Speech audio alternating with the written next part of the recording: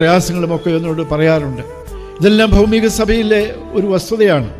അതെല്ലാം ഈ ഭൗമിക സഭയിൽ നാം ആശ്രയിച്ചേ മതിയാകൂ. എന്നാൽ പരിപൂർണമായ അതിൽ നിന്ന് നമുക്ക് ലഭിക്കുന്ന വിടുതൽ എന്ന് പറയുന്നത് അത് യേശു ക്രിസ്തുവിലാണ്. ആ ഉപ്പ് എന്ന് പറയുന്നത് ഒരിക്കലും അതിന് നിറം കാണിക്കാറില്ല കറികളിൽ ചെന്നിട്ട്.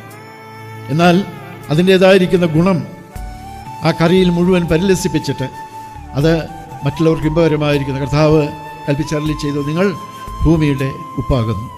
പരിശുദ്ധ അമ്മ ഈ സത്യം അതിൻ്റെ പൂർണ്ണതയിൽ ഉൾക്കൊണ്ടവളാണ്. ഈ ഭൂമിയിൽ ഒരു ഉപ്പായി ഭവിക്കുവാൻ വേണ്ടി ഒത്തിരി കഷ്ടനഷ്ടങ്ങൾ അമ്മ സഹിച്ചു.